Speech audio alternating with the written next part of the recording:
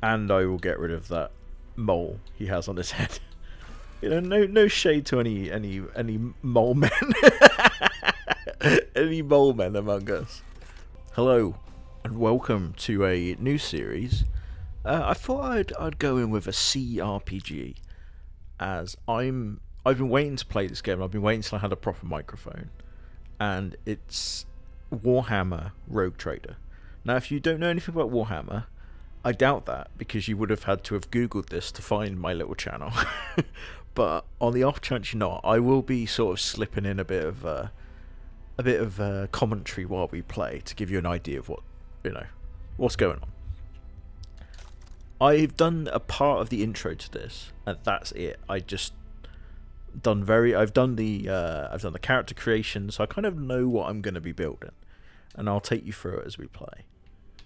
Provided my game hasn't frozen. Terrific. New character, let's go.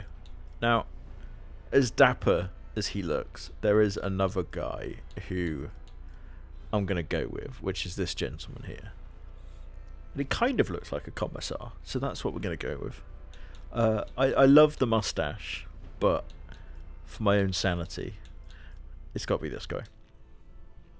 I don't care too much about how he looks, although I will make his hair match the portrait, because that will just annoy me. So there you go. And I will get rid of that mole he has on his head. No shade to any mole men, any mole men among us. But I just think of that Austin Powers bit where the guy comes in, he's like, "Molly, molly." Oh, spicy. Molly, molly, molly, molly, molly. Bold male. Right, so here's my lore dump. And I'll take you through it so you kind of understand what's going on. I'm just going to move my microphone a little bit, so excuse the bonking noises. This is sadly something my neighbours have never complained about. But anyway, so Warhammer. Everything sucks. Sorry, have I given myself... I'll bring glory to my bloodline. I might have to turn that down, but have I given myself a chaos tattoo? Absolutely not. Let's... Oh, fuck it, we'll keep the... Give him the Quilla. We're not having a chaos tattoo. But we'll get to what chaos is, so let's just... Excellence matters. Fly through, right. So, Warhammer. Everything sucks. Every place that you could live sucks unless you are the luckiest person in the galaxy and you're born a noble on a pleasure world.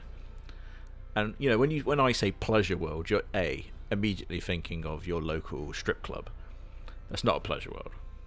Sadly, Spearmint Rhino is not a qualifying aspect of a pleasure world. A pleasure world is basically Earth.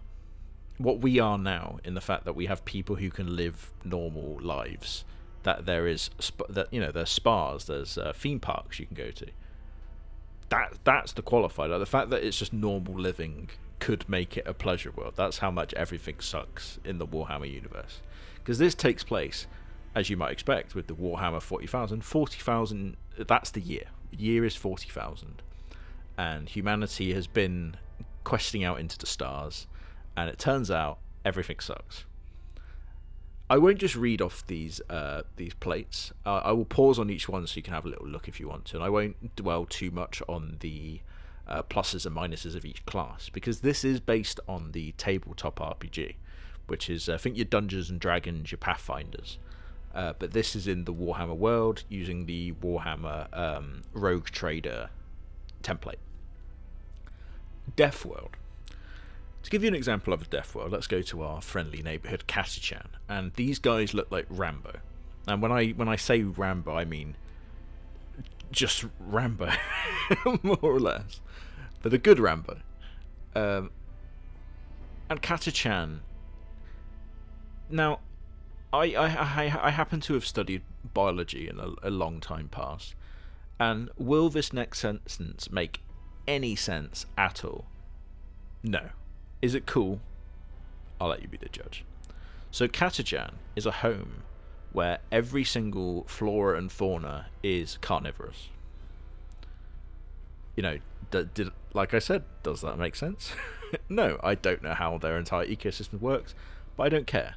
And the idea is that if you can live on a death world and you can just live in any sense, like even if you die at 20, like in Katachan, the only people that survive are these incredibly tough warriors. And it doesn't have to be like a jungle world like Katachan. It could be a volcano world, it could be an ice world where everything is inhospitable to human life.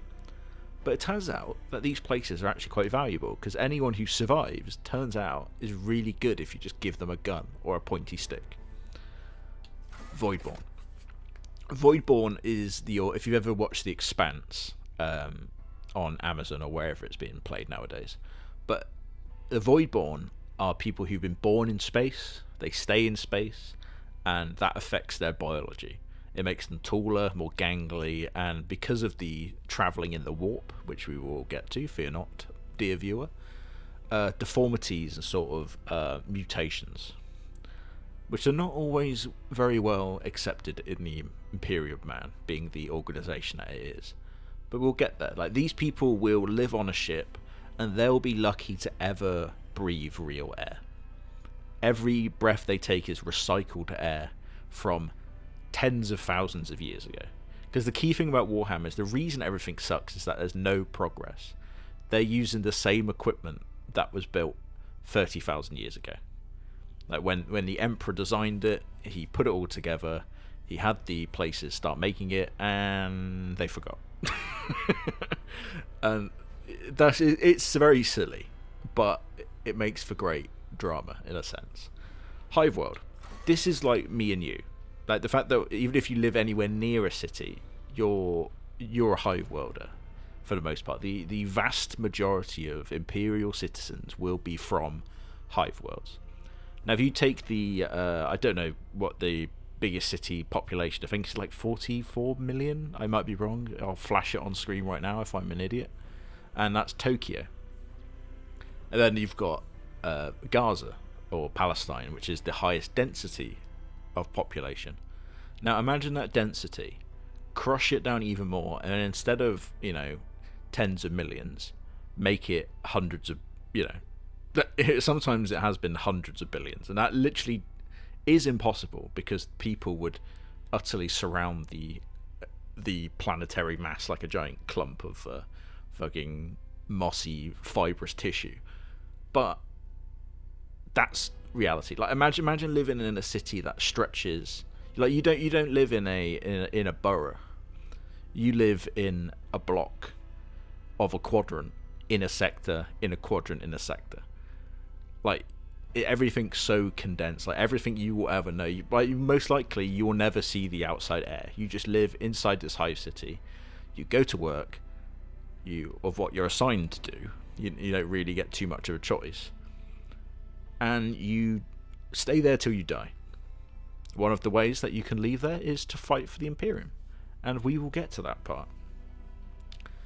These people are the sort of... This is probably the one I'm going to go for, just because of the fellowship and the agility and sort of the idea of having willpower and fellowship, because I'm going to be looking, hopefully, to be a commissar. Now, there is a high chance that I possibly ignore everything I've said and just do something totally off the wall, but we'll get there if we do. Forge World. What I said about things being forgotten how to make, they are basically giant printers for everything you possibly need to survive.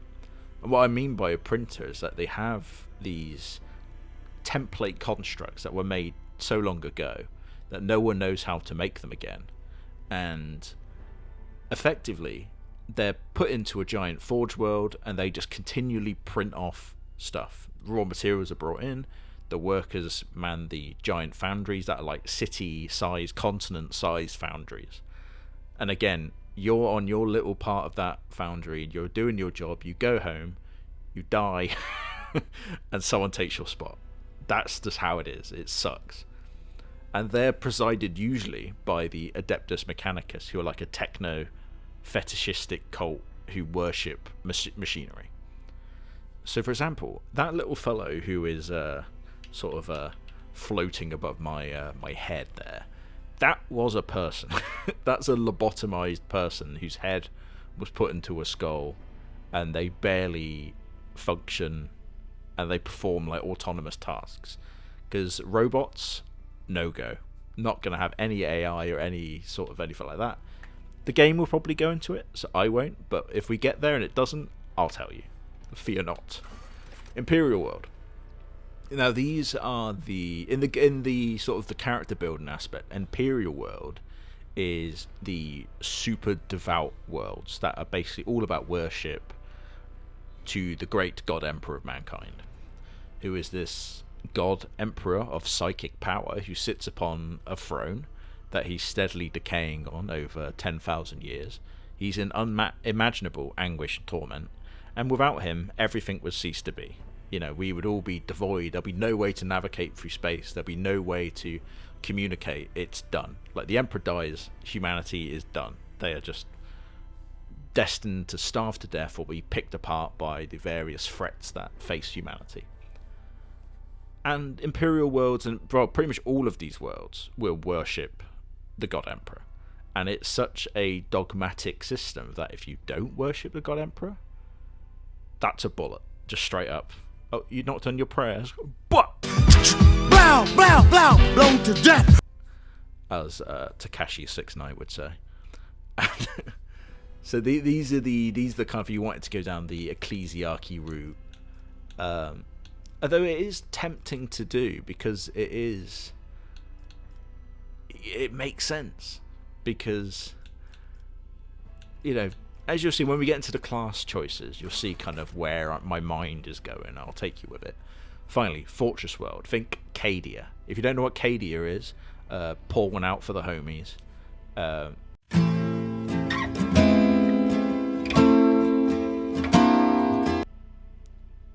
Cadia is dead, and at its time, when it was alive, it was the single most important fortress world in the galaxy.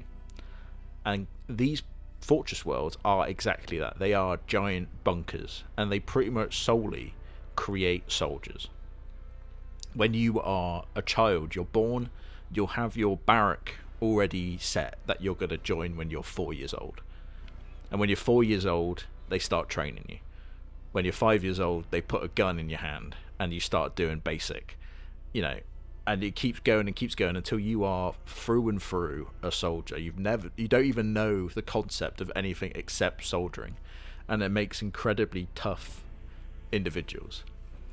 And again, as you see, this is very tempting because it allows you to ply the trades of fighting. And in a game like a CRPG, you do have aspects of fighting, but you also have talking as well. So that's the trade-off that I'm thinking. Do I want to be a more talky character, or do I want to be able to absolutely swing for the fences? I want to do both, but we shall see. For now, I'm going to go Hive World, just because of the idea of having the Fellowship. If I'm going to be a Commissar, then it makes sense. So we're going to go with the Hive World for now. So I won't dwell on all of these too long, because I don't want this video to be 2 hours long. So we're going to bump through them, and I'll let you know exactly where my mind's at. Ashta Militarum Commander. These are the bread and butter officer class of the Militarum, which is effectively the army of the Imperium. But the Militarum is specifically the human aspect of the Militarum, of the army. What do I mean by that? I will, when it comes up, I'll tell you. But you have these various different types of individuals, like genetically enhanced super soldiers, enhanced super soldiers with psychic powers, enhanced super soldiers who are also super soldiers, and then you got the super soldiers who are handmade by the God Emperor of mankind. Will we see one in this game? Oh my, I hope so. I would fucking jizz my pants. And no, this will not be a family-friendly broadcast, but there's a lot to, and I'm not just gonna like lore dump all the time. I'm gonna, like, as it comes, I'll hit you with stuff. These guys, without, like, when people think Warhammer, they think Space Marines. You know, if you ever go past one of the shops, you see a Warhammer or a Games Workshop, as they vary their names nowadays. You think that they're fighting the battles, but they're not. Like, 99.9999% of battles are fought by people ordering like this, and they're highly decorated, they're experienced soldiers, and they clap cheeks. Now this is tempting, but I am a big fan of the Gaunt's Ghosts novels and Caiaphas Cain, so really for me it has to be the Commissar. And as you'll notice, a drip rating 10 out of 10. Okay, look at him, he's glorious. And these guys they look like military officers, but they're not. They're sort of political officers. Like, think like your Russian commissar, where they're purely there to motivate the troops, and by motivate they mean shoot them if they run away. And these are the people that keep these mass amount of soldiers, because there'll be millions of soldiers on some battlefields, and if a crack in the line happens and the enemy push through to stop a mass rout, these guys are there to basically deal with it however they see fit. But you'll see that they have the weapon skills, coercion, athletics, fellowship. That kind of fits what I had in mind of the fighting, but also ability to shoot. Now, as I unlock abilities, I will show you. I will sort of talk about these as time goes on. But I will be learning with you, because I've not played past the sort of first part of the intro. I have no idea what's coming. And I'm just very excited. Crime Lord. More or less the sort of assassin style, where they can do high damage, stealth, but also the way to sort of have like cunning put into their various skill sets. I'm gonna slither the nigga snag. Minister and Priest. Now, when I said about the Imperial worlds, these are the ones. These are the ecclesiarchy, which is the holy wing of the Imperium of Man, and they're responsible for spreading the faith and making sure people are obeying the faith of the God Emperor. Now, did the God Emperor actually ever want to be a God Emperor? No, he absolutely fucking hated it. He hated religion in every form. So the irony is that he's now worshipped as a god, and that worship has manifested into reality because Warhammer will get there, don't worry. And now he takes on this godly, glowing appearance, which some people would confuse for being a god, but he's just incredibly powerful as a psyker, which we will reach at the bottom of this list. The Navy. Now they do, yes, very drippy, I understand. A solid 9 out of 10 for the drip. Not quite there with the Commissar. But these guys operate the ships because they're, you're going across the galaxy. You have to get there somehow. So these fellows hold an incredible amount of power because they basically, monitor and action the will of the God Emperor and his very much people he chose, and definitely weren't sort of put into position because the God Emperor is a skeleton on a throne and can't talk, or you get the idea of the levels of sort of corruption that might go on in such a large empire. Speaking of corruption, the Noble, and these guys are just assholes for the most part. They live lives of luxury, still in a very sucky sense, in that what they're doing is not fun. Like if someone was a noble of our world, they would be fucking top notch. They would be in the cream of the crop, even though we've got such shitty things that go on. Comparatively, this is a paradise world, as they're sometimes in, or pleasure worlds. And finally, the sanctioned psyker. This person are incredibly rare. And when I say incredibly, I mean there might be, however, there's 7.2 billion people on this planet. There might be like a dozen psychers.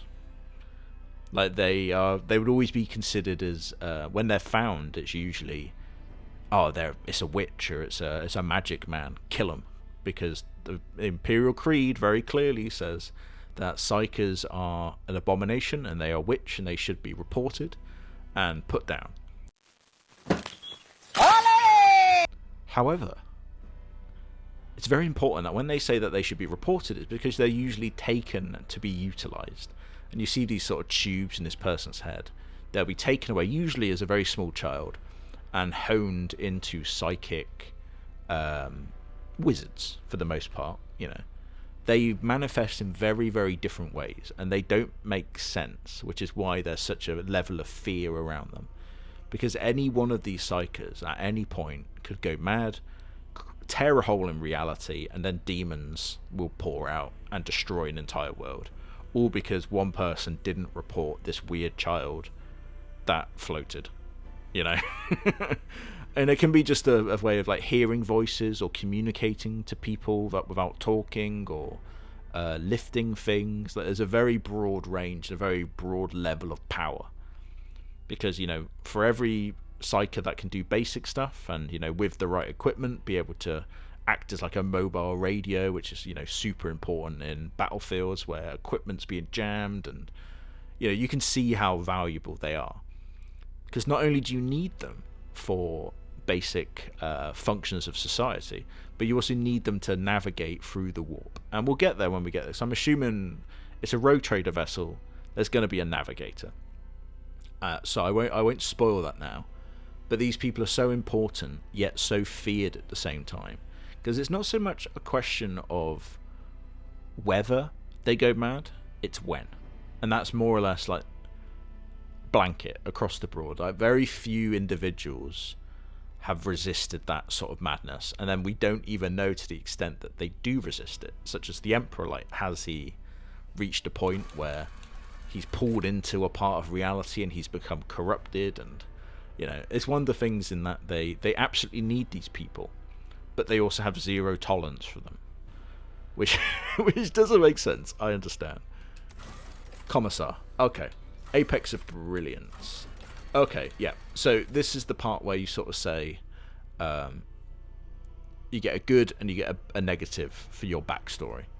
Now we've got logic, coercion, demolition.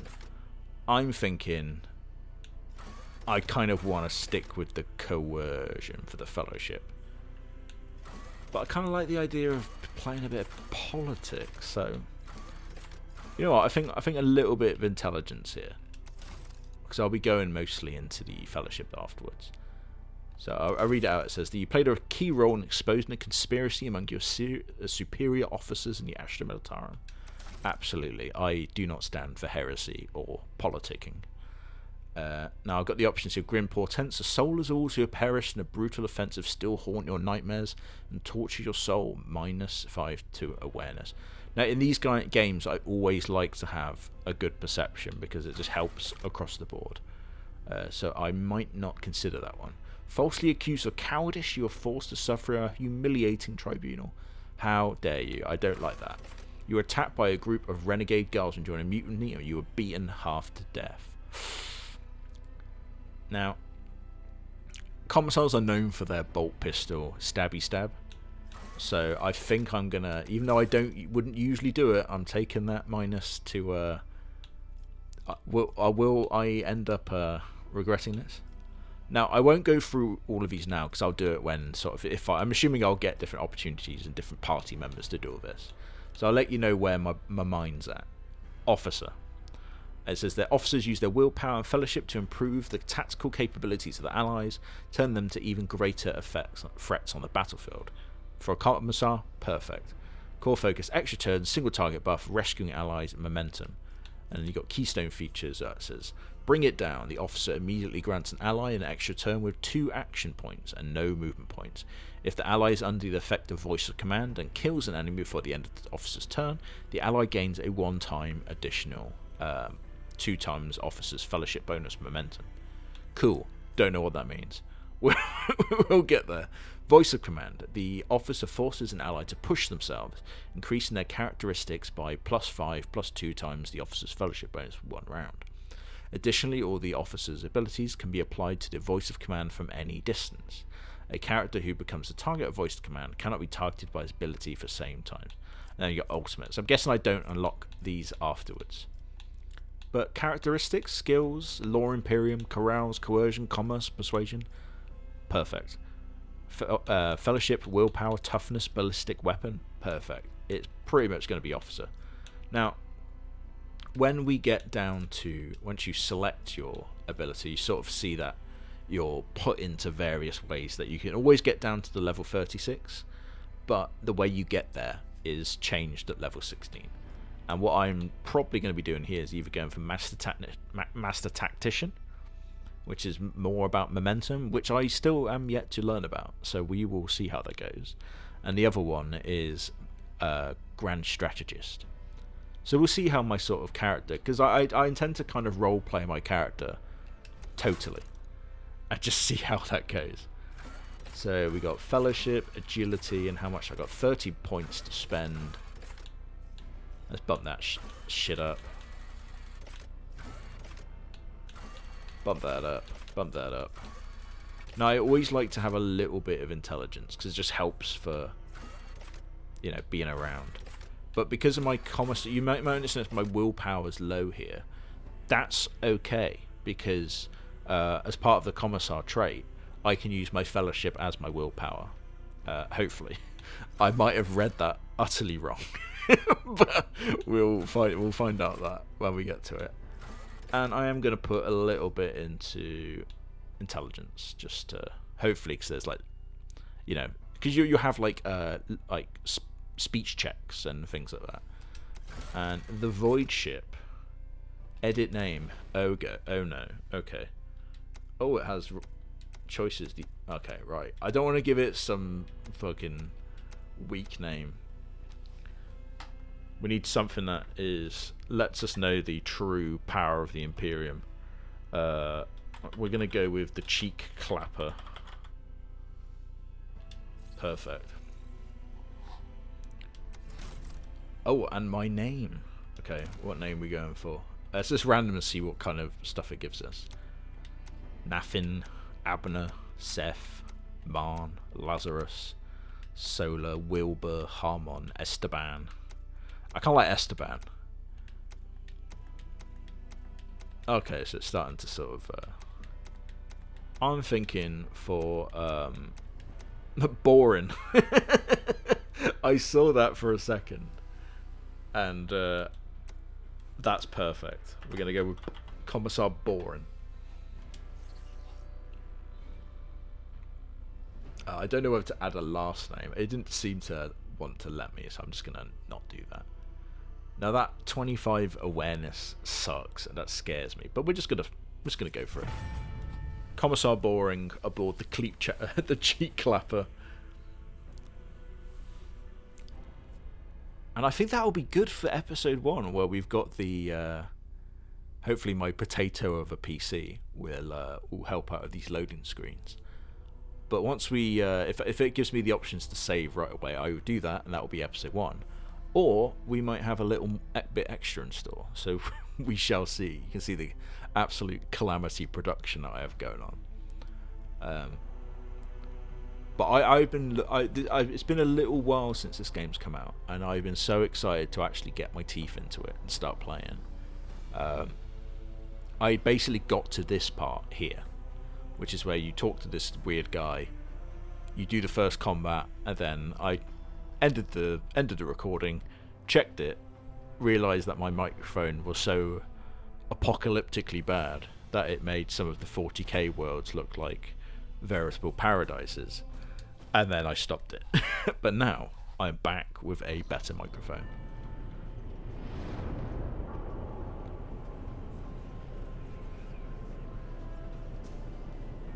Look at this. Now, I'm not sure what tactical advantage those giant statues would have on effectively a warship.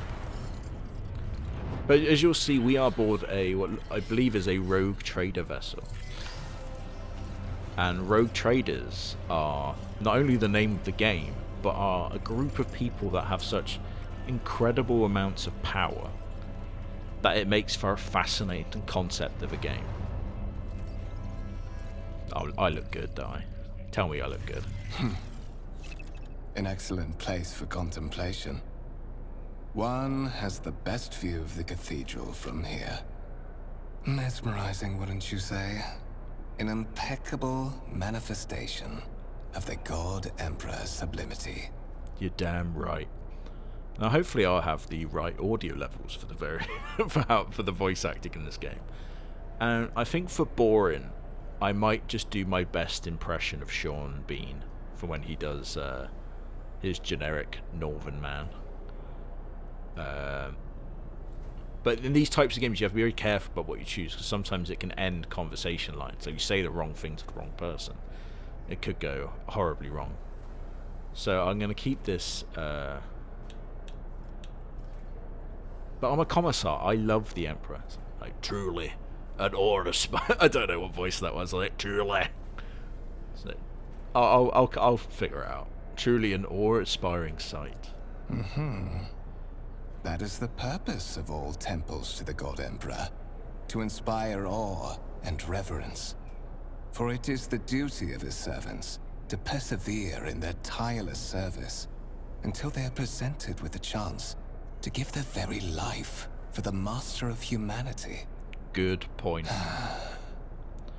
What are you sighing about? See, if he was one of my troopers, he'd be under reprimand right now. He also has the most suspicious voice I've ever heard. He's like, that is the purpose for all temples to the God Emperor. Like, he's a sneaky boy by the sounds of it. Allow me to introduce myself. Conrad Voigtveer, Master of Whispers, in the employ of Her Ladyship Rogue Trader Theodora von Valencias. At your service. I haven't had the pleasure of speaking with you in person before. Okay. Oh, these names are going to be absolutely horrific. I'm going to go, Divisional Commissar of the Official Prefectus, Borin Zanafal. My regards, Commissar. Finding you was a difficult task given your parents' fate, and your upbringing in the Schola Progenium. Truly our meeting is an act of providence, is it not? I will be frank with you. You may forget your past titles, no matter who gave them to you, or what their origins are. From the moment you and the other candidate were brought aboard this void ship, your fate changed. You now serve Lord Captain Theodora von Valencias, and carry the burden of an heir of this house. Henceforth, you share your dynastic name with Her Ladyship. Bear it with honor. Okay, alright, that's somewhat foreboding. So why am I aboard this vessel? Why have I been brought here? So that you may fulfill your blood duty. Whatever obligations you had before, they are henceforth null and void. By order of the Lord Captain, you have been requisitioned to serve the rogue trader, indeed blessed by the God Emperor. Oh. So even someone who's high up in the military or the navy or even the Officio Prefectus, which is where the commissars are they have their mission statement from. If a rogue trader tells you to jump, you say how high. And I think the only people that would really be above them in terms of a remit is an Inquisitor. And hopefully we'll meet one, and we will get to why they're so scary. I see that you are shocked. Yes, you understood correctly. Lady Theodora's authority indeed supersedes that of those whom you obeyed before. The Lord Captain's power is so great that she is capable of performing unthinkable feats, such as changing the fate of a servant of the Imperium. Your fate. See here, immediately, I don't want to sort of diss Lady Theodora, because he might take it the wrong way. So I'm going to hit him with you have a curious title, Master of Whispers. What are your responsibilities? To put it plainly, I am the head of the network of spies and informers who serve the interests of House von Valencias. Aye, that makes a lot of sense. I uncover weak links both among Lady Theodora's retinue and in the ranks of her rivals. I eliminate our vulnerabilities and exploit those of others. So he was a sneaky boy all along, but he's our sneaky boy, so that's fine. So tell me about the one on whose ship I have found myself. I would rather not discuss the Lord Captain behind her back, especially not on board her ship. No one knows better than I that whispers are wont to attract particularly close attention. Suffice it to say that her ladyship is the bearer of the sacred warrant of trade and a woman of immense power and entitlement.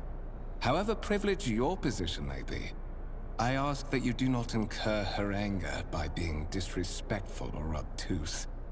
Lady Theodora despises both qualities. A warrant of trade is something that's given to rogue traders, given to their family, more accurately. And it was given directly by the Emperor themselves, and their job is to explore and exploit, basically. They have the unique ability of being able to contact the Xenos, the unique ability to be able to make sort of their own policies in regards to bringing these worlds into the Imperium. And they usually do that by establishing trade routes, establishing contact. So even though it says that they're rogue traders, they're more sort of conquistadors at the same time. Perhaps without the true military might of the Imperium behind them, but just a ship like this would have a serious amount of... there'll be millions of people that live in that ship. I don't know how big it is, but it's a big dude. So we're going to go... You say I'm one of the rogue traders, so they're overcandid. I'll get better at it, I promise. There is. And you will meet him soon enough. I assume you had some goal in mind when you decided to seek me out. Let us address it. But of course, I have come to invite you to a meeting with Lady Theodora. Ooh. I imagine you have many questions for your patroness, and I'm sure she has just as many questions for you. It is regrettable that you haven't yet had an opportunity to speak. It has been an arduous voyage thus far. That it has, Conrad. The Lord's Captain and Master Edelthrad von Valencius are conversing on the observation platform.